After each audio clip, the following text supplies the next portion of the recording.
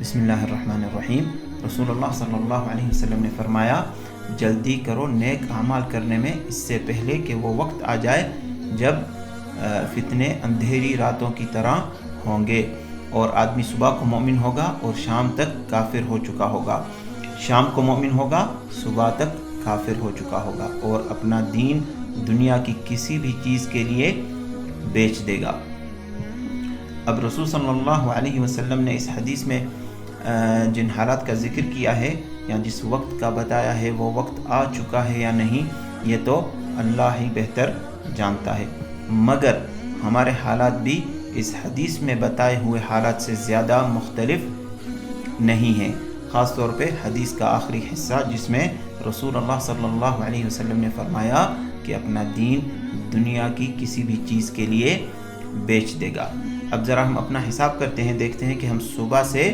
رات تک جب ہمارا دن شروع ہوتا ہے اور ہمارا دن ختم ہوتا ہے تو ہم کتنی بار اپنا دین، اپنا ایمان بیچتے ہیں دنیا کے کاموں کے لیے۔ سب سے پہلے اپنا حساب نماز سے کریں۔ نماز کے بارے میں رسول اللہ صلی اللہ علیہ وسلم نے فرمایا کہ عہد الذی بیننا وبینہم الصلاۃ فمن ترکہا فقد کفر، ہمارے اور ان کے بیچ جو عہد ہے، مطلب کافروں کے بیچ اور ہمارے بیچ جو عہد ہے وہ نماز ہے، جس نے نماز چھوڑی اس نے کفر کیا۔ اب ہم صبح سے رات تک کتنی نمازیں چھوڑتے ہیں یہ مجھے بتانے کی ضرورت نہیں ہے، ہم نماز کو ہر کام کے لیے چھوڑ دیتے ہیں، مگر ہم اپنا دنیا کا کوئی بھی کام نماز کے لیے نہیں چھوڑتے۔ اگر نماز کا وقت ہو اور ہمیں کوئی کام ہو تو ہم پہلے اپنے کام پہ لگ جاتے ہیں اور نماز کو چھوڑ دیتے ہیں یا تاخیر سے ادا کرتے ہیں۔ جھوٹ پہ آ جائیں، اب ہم صبح سے رات تک اپنے دنیا کے کاموں کے لیے کتنی بار جھوٹ بولتے ہیں۔ مثال کے طور پہ جب عورتیں شاپنگ پہ جاتی ہیں تو جب دکاندار ان کو کسی چیز کی قیمت بتاتا ہے کہ بھئی اس کی قیمت 5,000 ہے یا 4,000 ہے، تو وہ فوراً سے بولتی ہیں کہ دوسری دکان پہ یہ چیز 2,000 یا 3,000 کی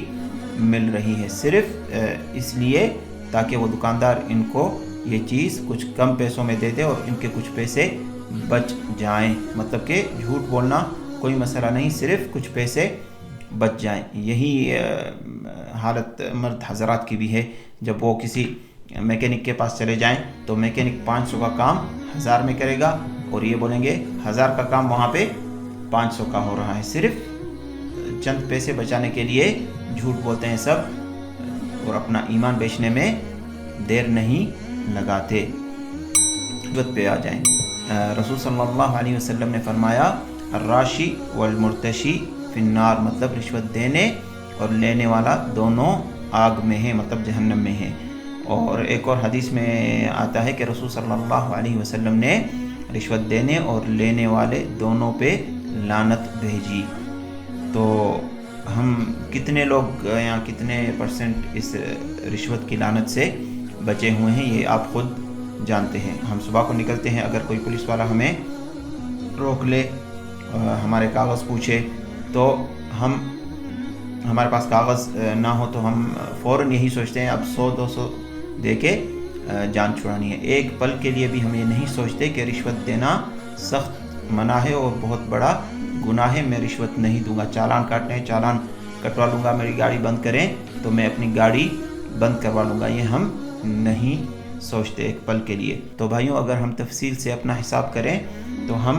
بہت نقصان میں ہیں، ہم بار بار اپنے دین کا سودا کرتے ہیں اور ہمیں پتہ ہی نہیں ہوتا، اور اس کی سب سے بڑی وجہ ہے دین سے ہماری دوری، دین کی تعلیمات سے ہماری دوری۔ ہم دین کو بالکل نہیں جانتے، یعنی کہ دین سے بہت دور ہیں، دین کے احکامات سے بہت دور ہیں، اور یہی وجہ ہے کہ ہم سے بار بار غلطیاں ہوتی ہیں، غلط کام ہوتے ہیں، لیکن ہم ان کو غلط نہیں سمجھتے۔ اپنے دین کی حفاظت کریں، اپنے ایمان کی حفاظت کریں۔ دنیا کا کتنا بھی آپ کو فائدہ ہو رہا ہو، اگر اپنا دین یا ایمان بیچ کے تو آپ گھاٹے کا سودا کر رہے ہیں۔ دوسری طرف اگر آپ کی پوری دنیا بھی لٹ جائے اور اگر آپ کا ایمان بچ جائے تو آپ نے فائدے کا سودا کیا۔ اللہم حبب الایمان، اللہم حبب الینا الایمان وزينه في قلوبنا وكره إلينا الكفر والفسوق والعصيان واجعلنا من الراشدين.